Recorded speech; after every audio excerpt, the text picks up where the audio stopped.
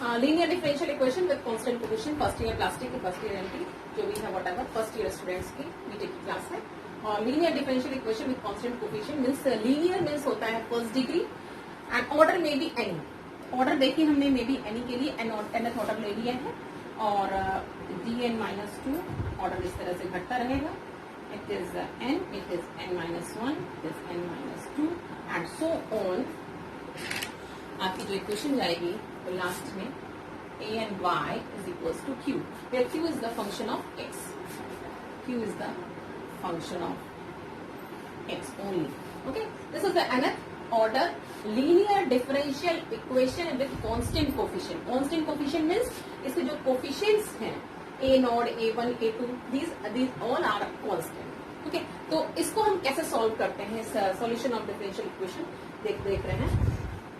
तो सबसे पहले d by dx को d लेट कर, ठीक है, d by dx को d लेट कर देते हैं और इसकी हम लोग जो इक्वेशन बनाते हैं, मतलब कि d मीन्स क्या हुआ, अगर हम d2y by dx2 है, y को हमने हटा दिया, ऑपरेटर है भाई, dy by dx क्या होगा, dy होगा, तो d by dx को हमने d ऑपरेटर से रिमूव कर दिया। ऐसे ये है अगर तो ये होगा, तो हम y को हटा दें, ये हमने लेट कर। ओके, तो इस तरह से हम कह सकते हैं कि ये जो पूरी इक्वेशन होगी वो हमारी एफ डी टाइप, मतलब कि पूरी डी में होगी और Y F D is the differential, सारे डिफरेंशियल कोफिशिएंट्स होंगे इसमें। और इसको आप ऐसे देख सकते हैं कि जब मान लीजिए कोई इक्वेशन हमारी ये लिखी है, सपोज करते हैं सेकेंड ऑर्डर की डिफरेंशियल इक्वेशन है 2dy by dx plus 3y is equals to x square. This is the differential equation, linear है, सेकेंड ऑर्डर की है और इसकी जो कोफिशिएंट्स हैं वो कांस्टेंट है, तो it is called linear differential equation with constant coefficient. Okay, now इसको अगर हम लिखना चाहें तो हम इसको d इस फॉर्म में, तो क्या लिखेंगे, d2y dy plus 3y। Okay, और अगर हम इसका ये पोर्शन देखें और y को हटा दें, y को बाहर कर दें, so this will be like this.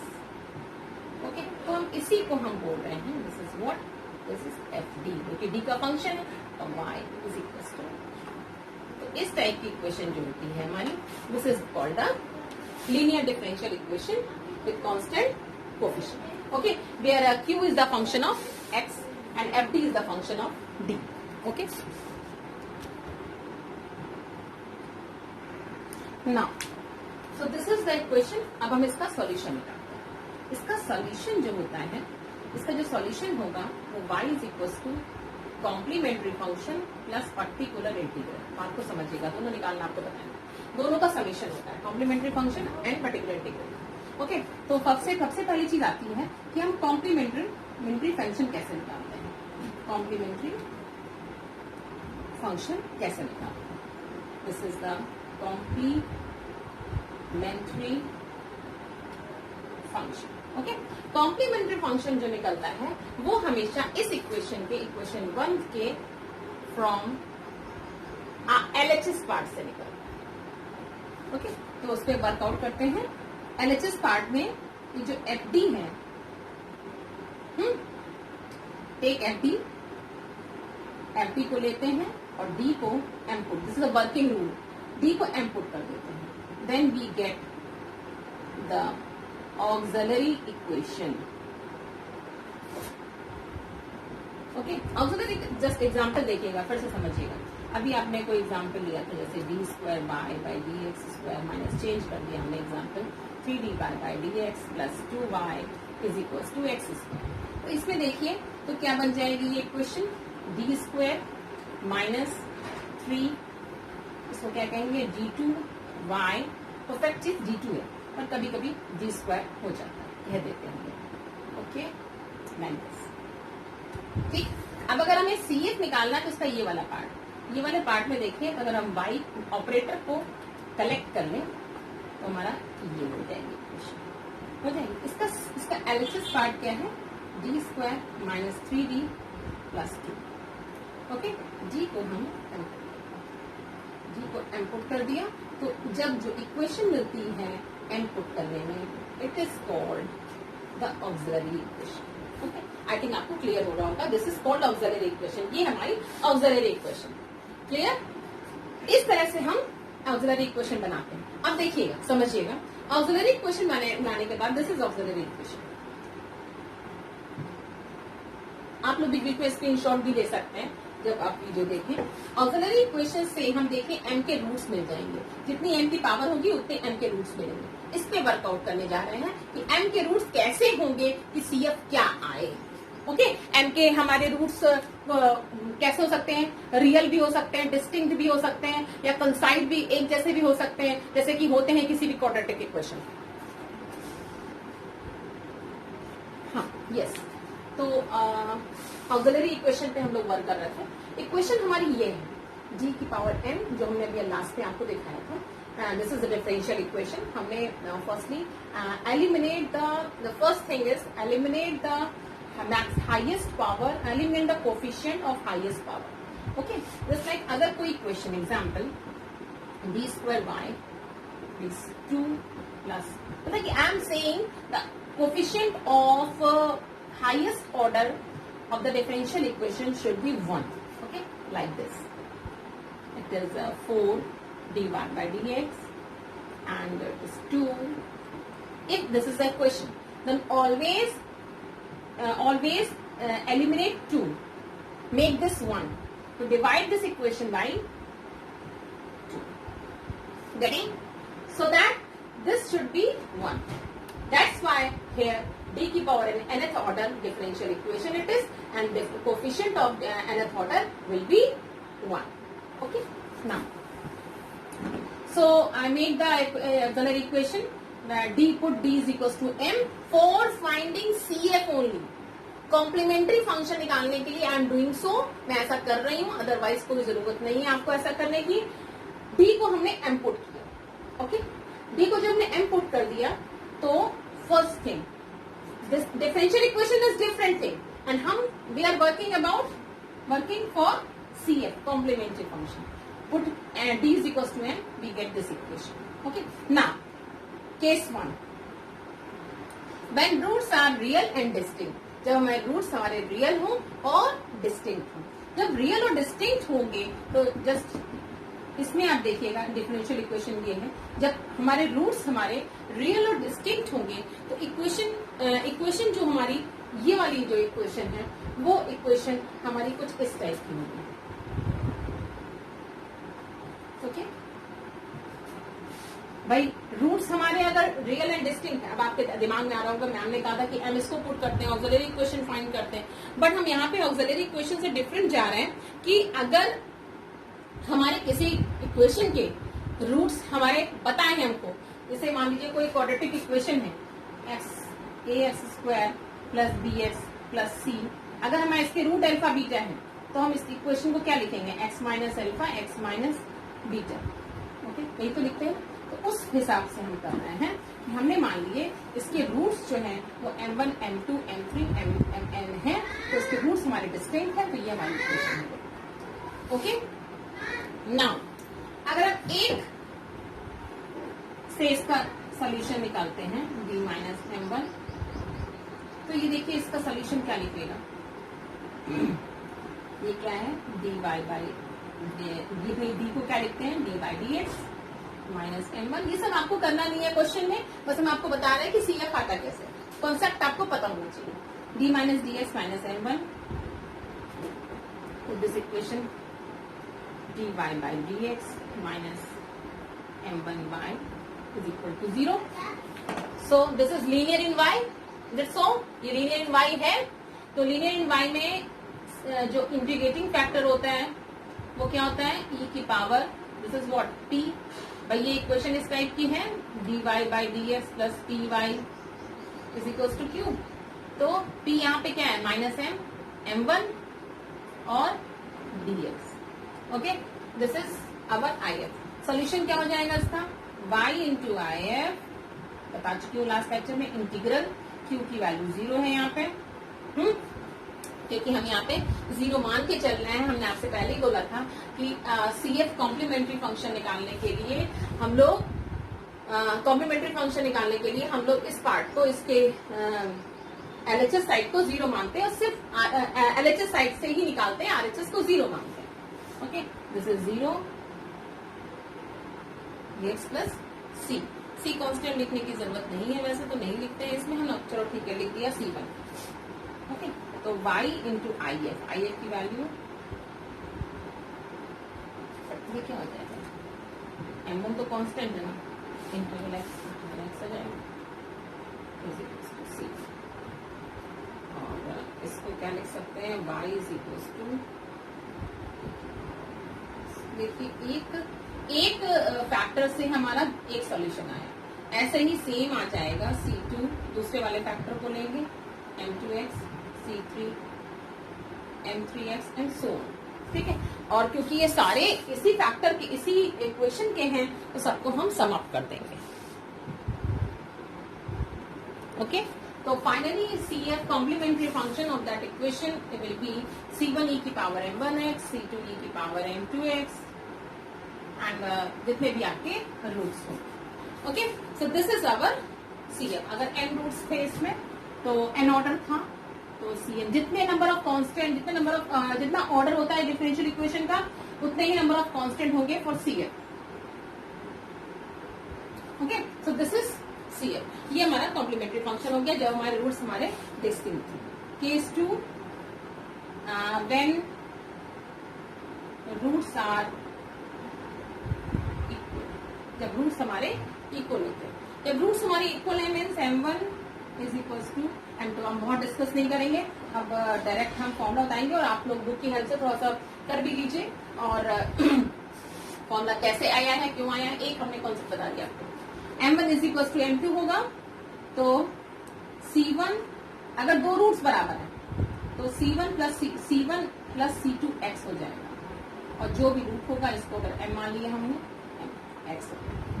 ऐसे तीन रूट्स अगर इक्वल हैं तो C1 प्लस C2, मान लीजिए तीन रूट है, तीन रूट इक्वल है, और चौथा डिफरेंट है, चौथा हमारा डिफरेंट, भी M डैश मान सकते हैं। ठीक है, मतलब कि चार रूट्स हैं किसी डिफरेंशियल इक्वेशन में, तीन रूट बराबर है, एक रूट डिफरेंट है, तो what will be the CF? CF क्या होगा? चार रूट अगर इक्वल है, तीन रूट अगर इक्वल है, तो C1 plus C2x plus C3x square e की पावर, जो तीन रूट इक्वल है उनके लिए ये चीज हो गई, और प्लस जो डिफरेंट है that will be C4 e की पावर m डैश। ओके, ठीक। नेक्स्ट केस, थोड़ा स्पीड भी आप लोग अपनी बढ़ाइए, बिकॉज टाइम बहुत कम है, लिमिटेड है, जैसा कि मैंने आपको पहले ही बताया था। कुछ और सभी से रिक्वेस्ट है कि जो भी मैं पढ़ाती हूँ लेक्चर्स में उसको इमीडिएटली करिए, जो नहीं आता है वो व्हाट्सएप में तुरंत पूछिए, BTech first year. Okay, now case third आ गया हमारा। केस थर्ड में हमारे जब रूट्स हमारे कैसे हो, imaginary, when roots are imaginary. ठीक है, जब रूट्स हमारे कैसे होंगे, इमेजिनरी रूट्स होंगे। इमेजिनरी मतलब क्या होता है कि मान लीजिए कोई रूट हमारा है अल्फा प्लस आई बीटा। इमेजिनरी रूट मतलब क्या होता है कि हमारे कॉम्प्लेक्स फॉर्म में अगर अल्फा प्लस आई बीटा है तो एक अल्फा माइनस आई बीटा भी होगा कंपल्सरी। ठीक है, तो दो रूट्स अगर इसको हम कह सकते हैं कि रूट्स हमारे अगर अल्फा प्लस आई बीटा है तो अल्फा माइनस आई बीटा भी होगा, और इसके दो रूट ही एक साथ ही अकर करेंगे और इसके अकॉर्डिंग CF, और मान लो एक रूट हमारा रियल है, सिंपल। ठीक है, इसको हमने M बोल दिया। तो CF क्या हो जाएगा, तीन रूट्स हैं, इसका मतलब definitely there is a third order differential equation होगी, और तीन कांस्टेंट तो आएंगे। तो ये अगर रूट्स हमारे ऐसे हैं कि वो हमारे अकर हो रहे हैं कॉम्प्लेक्स फॉर्म में, तो e की power alpha x C1 cos beta x plus C2 sign beta, कुछ नहीं आपको अल्फा प्लस बीटा, ये डिफरेंट था, तो C3 e की पावर x, आपको अल्फा बीटा की वैल्यू से पुट कर देंगे। ओके, हाँ, नेक्स्ट से लास्ट केस है जब रूट्स आपके सर्ड्स में हो। सर्ड्स में कह सकते हैं इर्रेशनल, इरेशनल, या फिर बोलते हैं उनको सर्ट्स। सर्ट्स होता क्या है, जैसे कि इसका रूट पॉसिबल नहीं है, जैसे रूट उसका रूट 5 आई ना हो उसमें, रूट 5 ये भी प्लस माइनस में ही अकर करता है। तो इसमें रूट्स कैसे हैं आपके, m1 alpha plus root beta और m2 है अल्फा माइनस 2। जब भी रूट आया तो प्लस माइनस तो ऑलवेज होगा। ओके, तो इसका CF किस तरह का, इसमें हाइपरबोलिक इन्वॉल्व हो जाता है, e की पावर अल्फा एक्स सेम है, बस cos hyperbolic root beta x plus C2 sine hyperbolic root beta x. Okay, now okay I am taking this question, और इसलिए मैं आपको ये डिफरेंशियल इक्वेशन है, थर्ड ऑर्डर की है और इसके कोफिशिएंट्स जो हैं वो कांस्टेंट है। इसको हम सॉल्व करने जा रहे हैं। बाय द वे इसमें RHS पार्ट 0 है, RHS पार्ट 0 है मीन्स यहाँ पे हमें जो सोल्यूशन होता है वो CF प्लस PI होता है। ओके, ये CF निकलता है LHS पार्ट से और ये निकलता है RHS पार्ट से। I already told you. Okay, यहाँ पे RHS 0 है, सो PI की वैल्यू क्या होगी, 0। मैंने आपको PI बताया नहीं अभी, नेक्स्ट लेक्चर में बताऊंगी, बट PI यहाँ 0 होगा तो सिर्फ CF से ही आंसर आपका आ जाएगा। ओके, तो for CF what I am doing, for CF d cube y, तो write down the LHS part because I am dealing with this part. Okay, now put d by dx is equals to d. So d cube y minus 7d minus 6y. Okay, d cube minus 7d and minus 6, and this is what fd y. Okay, now fd is what, d cube minus 7d. Now making auxiliary equation. So for auxiliary equation put d is equals to m. This is the trick only, इसीलिए हम यहाँ पे for लगाते हैं, trick है। ठीक है, अब इस इक्वेशन को हमको सॉल्व करना है। m cube minus 7m minus 6, ये इक्वेशन आपकी 3 डिग्री की है। इसमें हम लोग रिमाइंडर थ्योरम लगाएंगे। ओके, रिमाइंडर थ्योरम क्या होती है, 6 और यहाँ पे 1 है, तो 6 के factors 1 minus 1 2 minus 2 3 minus 3 and all that. Okay, इस टाइप से है इसके फैक्टर्स। इनमें किसी भी वेक्टर को स्टार्टिंग हम लोग 1 से करते हैं, तो 1 हमने पुट करा, जब 1 हमने इसको पुट किया, 1 हमने पुट किया, 1 हमने पुट किया फर्स्टली। तो 1 जब हम पुट करेंगे तो आई कैन चेक कि 1 सेटिस्फाई कर रहा है कि नहीं कर रहा है। ओके, तो 1 देखते हैं सेटिस्फाई कर रहा है नहीं कर रहा है, नहीं कर रहा है, नॉट 0। तो हमने क्या करा, m को 1 पुट करा, नहीं हुआ, m को -1 पुट किया, तो this will be -1 plus 7, it is good 0। So m -1 is the factor. Okay, ये इसका फैक्टर हो गया। तो m-1 फैक्टर है, तो कैसे लिख देते हैं, ध्यान से समझिएगा इसको। m-1 अगर फैक्टर है इसका,